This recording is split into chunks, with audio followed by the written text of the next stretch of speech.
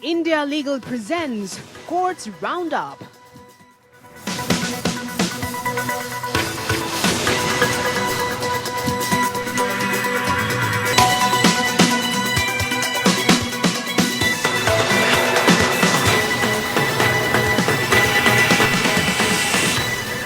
नमस्कार, बहुत स्वागत है आपका। मैं हूं आपके साथ Neha Dubey. Courts round up देख रहे हैं आप। इस बुलेटिन में हम अगले आधे घंटे आपको कोर्ट से जुड़ी तमाम छोटी बड़ी खबरों से करवाएंगे रूबरू। कोर्ट की कार्रवाई और सुप्रीम कोर्ट से लेकर हाई कोर्ट और लोअर कोर्ट तक के फैसलों को रखेंगे आपके सामने। आगे बढ़ने से पहले एक नजर हेडलाइंस पर। जस्टिस चंद्रचूड़ ने ली प्रधान न्यायाधीश पद की शपथ के बाद सुप्रीम कोर्ट परिसर में बापू को किया नमन। कुर्सी पर बैठने से पहले चैम्बर में तिरंगे को किया प्रणाम। मीडिया से कहा, जनता के लिए करूंगा काम। नोटबंदी मामले पर सुनवाई के दौरान केंद्र ने हलफनामा दाखिल करने के लिए मांगा समय। केंद्र ने विस्तृत हलफनामा दाखिल करने के लिए मांगा वक्त, तो कोर्ट ने कहा शर्मनाक स्थिति है। पात्राचाल पुनर्विकास घोटाला केस में जेल में बंद संजय राउत को मुंबई कोर्ट ने दी जमानत। ईडी चला रहा है मनी लॉन्ड्रिंग का केस। बाबरी विवादित ढांचा विध्वंस मामले में लालकृष्ण आडवाणी और अन्य को बरी करने के आदेश की चुनौती याचिका रद्द। इलाहाबाद हाई कोर्ट ने खारिज की याचिका।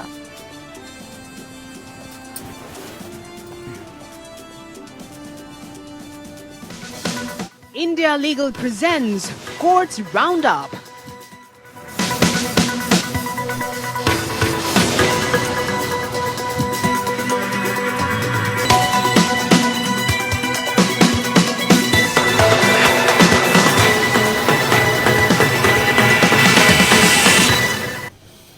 ताजमहल के 500 मीटर के क्षेत्र में व्यावसायिक गतिविधियों पर रोक लगाने के आदेश पर पुनर्विचार याचिका पर सुनवाई हुई है। लोगों का पक्ष सुनकर सुप्रीम कोर्ट ने आदेश पर रोक लगाते हुए दुकानदारों को राहत दी है। सुप्रीम कोर्ट ने एडीए को सभी नोटिस वापस लेने के आदेश दिए हैं। 26 सितंबर को ताजगंज पश्चिम गेट पार्किंग मार्केट एसोसिएशन और एनसी मेहता द्वारा 1984 में दायर याचिका की सुनवाई करते हुए सुप्रीम कोर्ट ने आगरा विकास प्राधिकरण को ताजमहल के 500 मीटर की परिधि में व्यावसायिक गतिविधियों पर रोक लगाने के आदेश दिए थे। आगरा विकास प्राधिकरण ने दुकानों को चिन्हित कर नोटिस जारी कर दिए थे। इसके बाद पर्यटन व्यवसाय से जुड़े 50,000 परिवारों के आगे रोजी रोटी का संकट आ गया था। व्यापारियों द्वारा मुख्यमंत्री, स्थानीय जनप्रतिनिधियों और प्रशासन से अनुरोध करने पर उन्हें सुप्रीम कोर्ट में अपनी बात रखने के लिए 3 महीने की मोहलत दी गई थी। व्यापारियों ने ताजगंज डेवलपमेंट फाउंडेशन नाम से अपना संगठन बनाकर सुप्रीम कोर्ट में पुनर्विचार के लिए जनहित याचिका दाखिल की थी। फाउंडेशन के अध्यक्ष नितिन सिंह ने बताया कि आज सुप्रीम कोर्ट ने सुनवाई के बाद व्यावसायिक गतिविधियों पर रोक लगाने के आदेश को खारिज कर दिया है। कोर्ट ने national environment engineering research institute के सर्वे कर रिपोर्ट मांगी है। 1999 में एक आयोजन के दौरान ध्वनि प्रदूषण से ताजमहल को नुकसान होने की बात को ध्यान में रखते हुए नीरी सर्वे करेगी कि इन व्यावसायिक गतिविधियों से ताजमहल को कोई नुकसान तो नहीं हो रहा है, इससे दुकानदारों को कोई परेशानी नहीं होनी है, क्योंकि सभी दुकानों द्वारा कोई प्रदूषण फैलाने वाला काम नहीं किया जाता है। और सुप्रीम कोर्ट से राहत मिलने के बाद ताजगंज के लोग खुशी मना रहे हैं। अपना खत्म होता रोजगार फिर शुरू होने की सभी को खुशी है।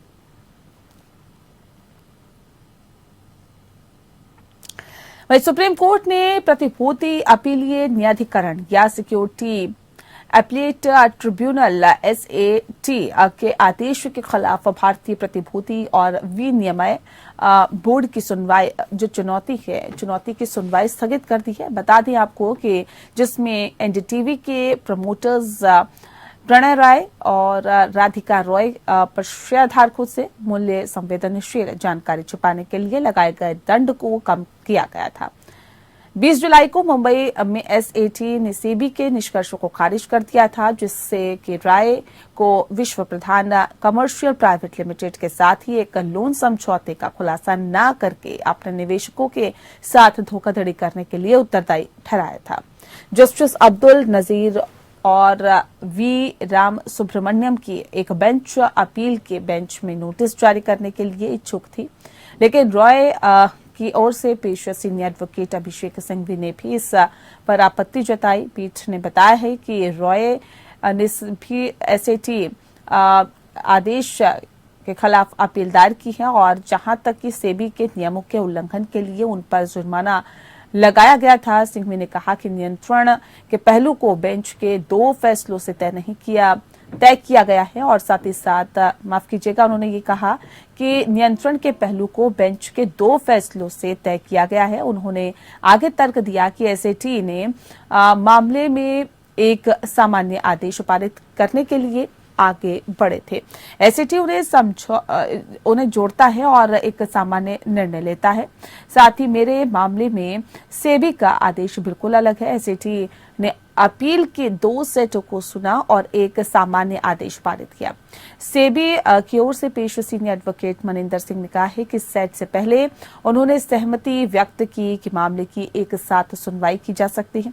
पीठ ने अंततः मामले को 2 सप्ताह के बाद सूचीबद्ध करने का निर्देश दिया। सेबी ने अपने आदेश में कहा कि लोन समझौते की आड़ में वीसीपीएल ने एनडीटीवी में वोटिंग अधिकार हासिल कर लिया है, जितना कि लोन पर कोई ब्याज नहीं था और ऋण 10 वर्षों के अंत में चुकाने योग्य था। साथ ही आरआरपीआर होल्डिंग्स प्रमोटर्स ग्रुप पर लगाए गए जुर्माने के 25 करोड़ से 5 करोड़ और एनडीटीवी पर 5 करोड़ रुपए से 10 लाख रुपए लगाया गया था।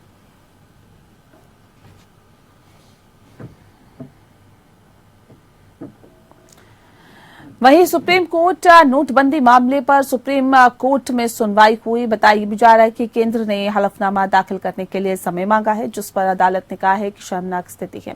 अब 24 नवंबर को अगली सुनवाई होगी।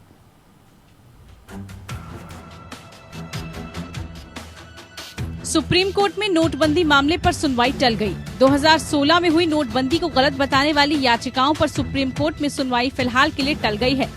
सरकार की तरफ से पेश अटॉर्नी जनरल ने जवाब के लिए और समय देने का अनुरोध किया। कोर्ट ने सरकार के अनुरोध को मानते हुए मामले की सुनवाई के लिए 24 नवंबर की अगली डेट दी है। अटॉर्नी जनरल आर वेंकटरमणि ने 2016 के उच्च मूल्य वाले नोटों की नोटबंदी की आलोचना करने वाली याचिकाओं के बेंच के जवाब में व्यापक हलफनामा दाखिल करने के लिए और समय मांगा।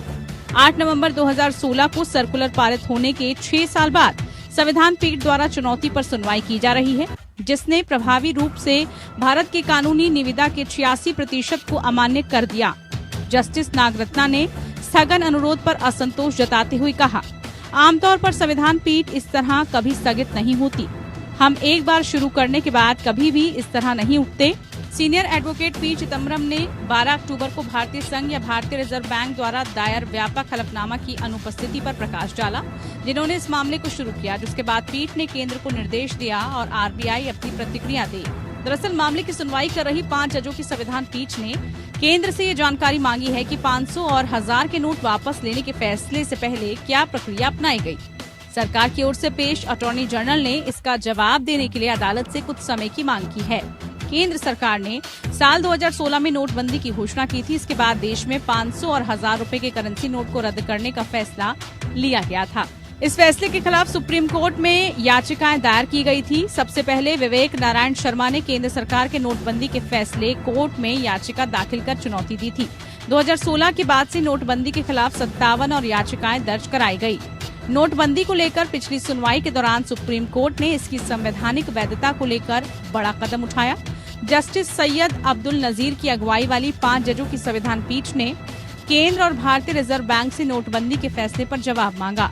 अदालत ने केंद्र और आरबीआई से 500 और 1000 रुपए के नोटों को बंद करने के फैसले को लेकर 9 नवंबर को होने वाली सुनवाई से पहले व्यापक हलफनामा दाखिल करने को कहा था।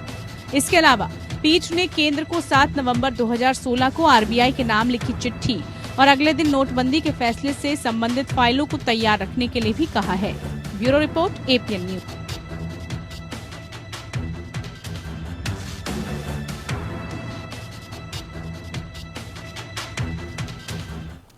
दिल्ली हाईकोर्ट ने दिल्ली नगर निगम के चुनावों पर रोक लगाने से इनकार कर दिया है, जो कि 4 दिसंबर को होने वाले हैं। चीफ जस्टिस सतीश चंद्र शर्मा और जस्टिस सुब्रमण्यम प्रसाद की खंडपीठ ने कहा है कि कानून के स्थापित स्थिति है कि एक बार चुनाव अधिसूचना प्रकाशित होने के बाद अदालत उस पर रोक नहीं लगा सकती। अदालत ने नेशनल यूथ पार्टी के सदस्य संजय गुप्ता और रेजिडेंट वेलफेयर एसोसिएशन द्वारा नागरिक निकाय के वार्डों की परिसीमन को चुनौती देने वाली 3 याचिकाओं में नोटिस जारी करते हुए ये टिप्पणी की है।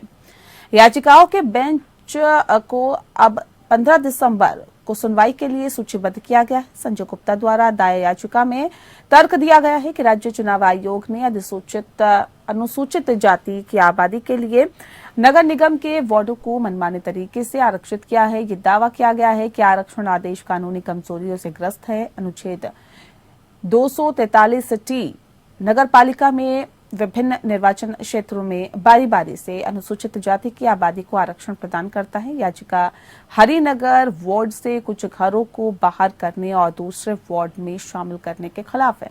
इसमें तर्क दिया गया है कि वह अतार्किक अनुचित है। दिल्ली नगर निगम संशोधन अधिनियम 2022 ने राष्ट्रीय राजधानी में वार्ड की संख्या पहले के 272 से घटाकर 250 कर दिया और 3 अलग अलग नगर निगमों को मिलाकर 1 कर दिया है। इससे पहले परिसीमन समिति ने अभ्यास पूरा किया और 25 अगस्त को केंद्र को मसौदा रिपोर्ट सौंपी है। प्रवर्तन निदेशालय या ईडी ने गोरेगांव के पात्राचौल पुनर्विकास मामले से जुड़े एक कथित मनी लॉन्ड्रिंग घोटाले के सिलसिले में 31 अगस्त को छापेमारी कर 1 अगस्त को राउत को गिरफ्तार किया था। ईडी ने राज्यसभा सदस्य संजय राउत को इस साल 1 अगस्त को पात्राचौल के पुनर्विकास के संबंध में वित्तीय अनियमितताओं में उनकी कथित भूमिका को लेकर उन्हें गिरफ्तार किया था। रिपोर्ट देखें।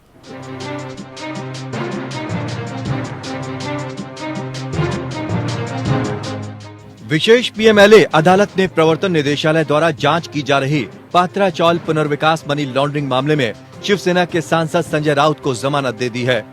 विशेष न्यायाधीश एमजी देशपांडे ने राउत के सहयोगी प्रवीण राउत की जमानत याचिका को भी मंजूर कर लिया। संजय राउत को 31 जुलाई 2022 को गिरफ्तार किया गया था और उन पर धन शोधन निवारण अधिनियम 2002 की धारा 3 के सपठित धारा 21U के तहत अपराध करने का आरोप है। इससे पहले 4 अन्य के खिलाफ अभियोजन शिकायत दर्ज की गई। ईडी ने आरोप लगाया कि राउत ने अपने प्रॉक्सी प्रवीण के माध्यम से गुरु आशीष कंस्ट्रक्शंस प्राइवेट लिमिटेड यानी GACPL से 3.27 करोड़ रुपए प्राप्त किए। इसमें बैंकिंग चैनलों के माध्यम से धन के साथ साथ GACPL के सह आरोपी निदेशकों से नकद भी शामिल है। हालांकि राउत ने सीनियर एडवोकेट अशोक मुंदरगी और एडवोकेट विक्रांत सबने के माध्यम से तर्क दिया कि इस बात का कोई सबूत नहीं है कि राज्यसभा सांसद ने किसी भी समय पात्राचौल पुनर्विकास परियोजना को कोई पक्ष देने में महत्वपूर्ण भूमिका निभाई। ASG अनी सिंह ने उनकी जमानत अर्जी का विरोध किया। चार्जशीट में कहा गया, संजय राउत द्वारा निभाई गई भूमिका पात्राचौल पुनर्विकास योजना मेसर्स गुरु आशीष कंस्ट्रक्शंस प्राइवेट लिमिटेड को प्रदान करने में बहुत महत्वपूर्ण है। उन्होंने कंपनी में बिना किसी निवेश के 25% शेयर पर प्रवीण राउत को गुरु आशीष में अपने मोर्चे के रूप में पेश किया। ईडी का मामला ये है कि GACPL ने पात्राचौल गोरेगांव के पुनर्विकास के लिए माढ़ा के साथ समझौता किया। इसे चौल के 672 किराएदारों के लिए फ्लैट बनाने थे। GACPL माढ़ा से संबंधित भूमि के मुफ्त बिक्री घटक यानी FSI और तीसरे पक्ष को फ्लैट बेचने का हकदार था। हालांकि किराएदारों और माढ़ा के दायित्व को पूरा किए बिना GACPL ने अवैध रूप से FSI को विभिन्न तृतीय पक्ष खरीदारों को बेच दिया और 1034 करोड़ से अधिक धनराशि प्राप्त की। ये राशि HDIL और विभिन्न सहयोगी कंपनियों को हस्तांतरित की गई। ईडी ने आरोप लगाया कि संजय राउत को HDIL से 112 करोड़ रुपए मिले, जिसका इस्तेमाल उन्होंने विभिन्न संपत्तियों की खरीद और अपने व्यापारिक सहयोगियों और परिवार के सदस्यों को पैसे देने के लिए किया। चार्जशीट में कहा गया कि अलीबाग में राउत को जमीन बेचने वाले गवाहों के बयान से पता चलता है कि बिक्री सौदे के पीछे असली व्यक्ति संजय राउत थे, जिन्होंने जमीन बेचने के लिए उन पर दबाव डाला। उन्होंने नकद भुगतान भी किया। चार्जशीट के अनुसार प्रवीण राउत ने संजय राउत को भारी मात्रा में बेहिसाब नकदी दी, जो पात्राचौल प्रोजेक्ट से ली गई। Bureau report. इलाहाबाद हाईकोर्ट ने लखनऊ में विशेष सीबीआई अदालत के आदेश के खिलाफ दायर एक आपराधिक अपील को खारिज कर दिया है, जिसमें सभी 32 व्यक्तियों को 6 दिसंबर 1992 को बाबरी मस्जिद विध्वंस के पीछे की साजिश के आरोपों में बरी कर दिया था। प्रमुख भाजपा में नेताओं के अंदर साथ ही साथ बताया जा रहा है कि लालकृष्ण आडवाणी, मुरली मनोहर जोशी, उमा भारती, कल्याण सिंह शामिल थे। जस्टिस रमेश सिन्हा और जस्टिस सरोज यादव की पीठ ने 31 अक्टूबर को फैसला सुरक्षित रखने के बाद अपील खारिज कर दी। अदालत के विस्तृत फैसले का इंतजार है और ऐसे में विशेष सीबीआई न्यायाधीश एसके यादव के 30 सितंबर 2020 को दिए गए फैसले को चुनौती देते हुए याचिका दायर की गई थी। इस फैसले में कहा गया था कि मस्जिद को गिराने की योजना नहीं बनाई गई थी और इसके पीछे कोई आपराधिक साजिश नहीं थी। ये याचिका अयोध्या के 2 निवासियों हाजी महमूद अहमद और सैयद अखलाक अहमद की ओर से दायर की गई थी, जिन्होंने दावा किया था कि वे 6 दिसंबर 1992 की घटना के गवाह है। उन्होंने याचिका में यह भी दावा किया था कि वे इस घटना के शिकार हैं। याचिका मूल रूप से 2021 में एक आपराधिक पुनरीक्षण याचिका के रूप में दायर की गई थी। 18 जुलाई को जब एकल न्यायाधीश के समक्ष पुनर्विचार याचिका दायर की गई थी, जिसमें कहा गया था कि सीआरपीसी की धारा 401(5) के तहत शक्तियों का प्रयोग करते हुए यह अदालत इस याचिका को याचिकाकर्ताओं की अपील के रूप में मान सकती है। इसके बाद कोर्ट ने सीआरपीसी की धारा 372 के तहत अपील के रूप में माना जाने का निर्देश दिया। पीड़ितों द्वारा ये भी तर्क दिया गया कि सीबीआई ने मामले की जांच की थी, क्योंकि ये आपराधिक मामले की एक प्रमुख जांच एजेंसी है। हालांकि मामले में आरोपी व्यक्तियों के बरी होने का विरोध करते हैं।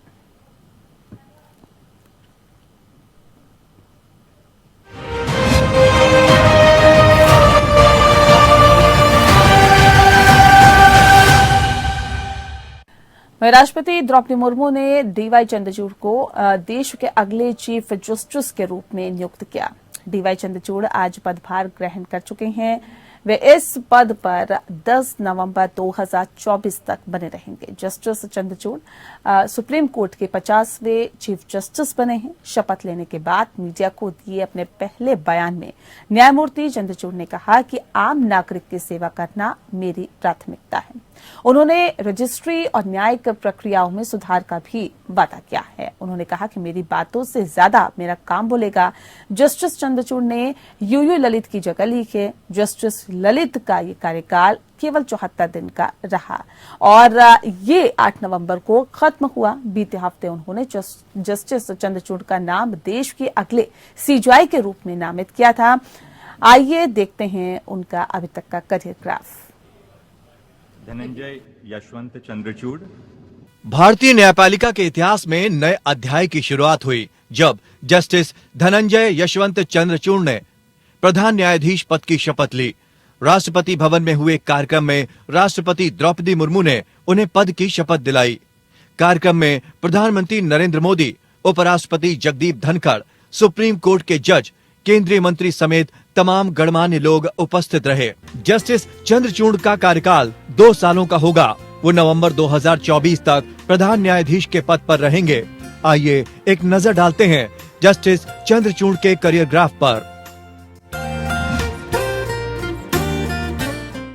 आपने सेंट स्टीफेंस कॉलेज नई दिल्ली से इकोनॉमिक्स में ऑनर्स किया। कैंपस लॉ सेंटर दिल्ली विश्वविद्यालय से आपने एलएलबी की।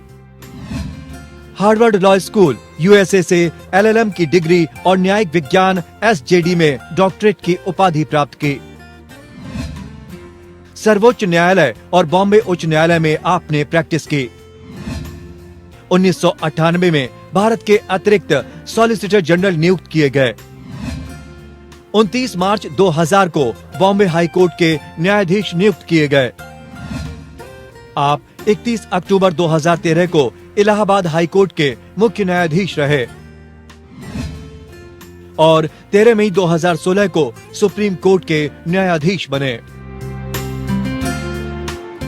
जस्टिस चंद्रचूड़ के पिता यशवंत विष्णु चंद्रचूड़ देश के 16वें सीजेआई थे। उनका कार्यकाल करीब 7 साल तक का रहा। पिता के रिटायर होने के 37 साल बाद जस्टिस डीवाई चंद्रचूड़ उसी पद पर आसीन होंगे। Bureau report. पूर्व प्रधान न्यायाधीश और इंडिया लीगल के chief patron justice MM Venkatachaliah ने भी जस्टिस चंद्रचूड़ को बधाई दी। Great appointment. Justice Chandrachud is a scholar, a jurist, gentleman, and a judge with great experience.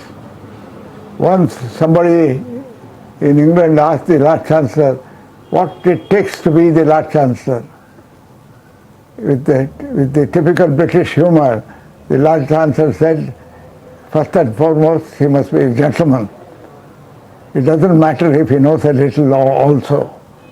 But Chandrachud is both a gentleman and knows all the law. It's a very welcome appointment.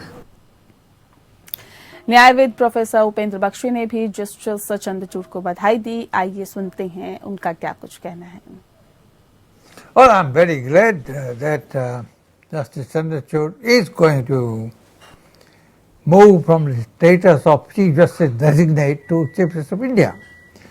And he fully and richly deserves it.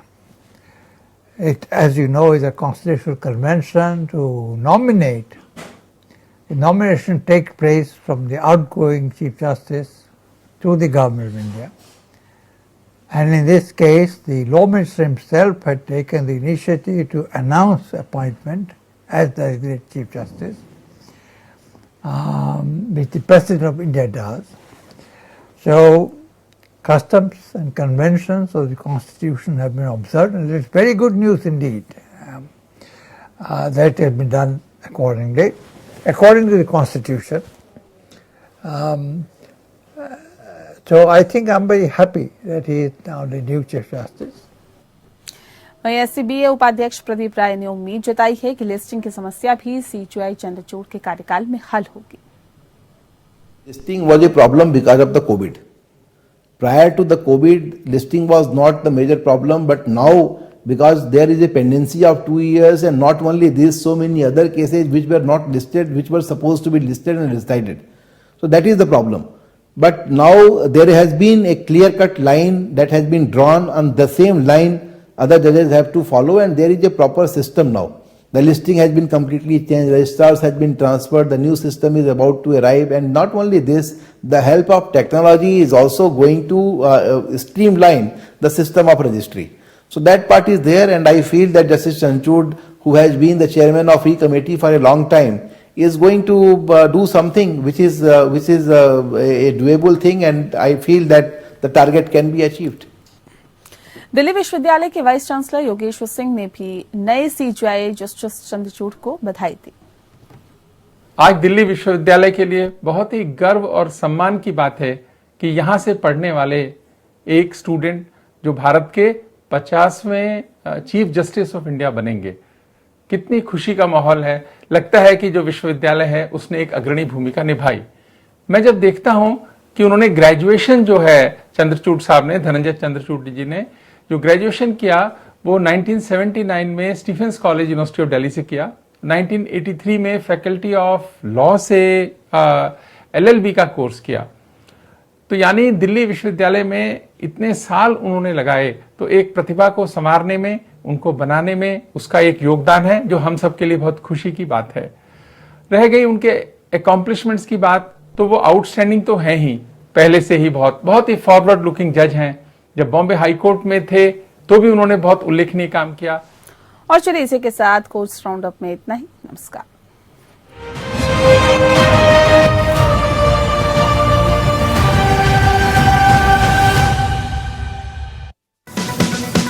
India Legal presents Courts Roundup.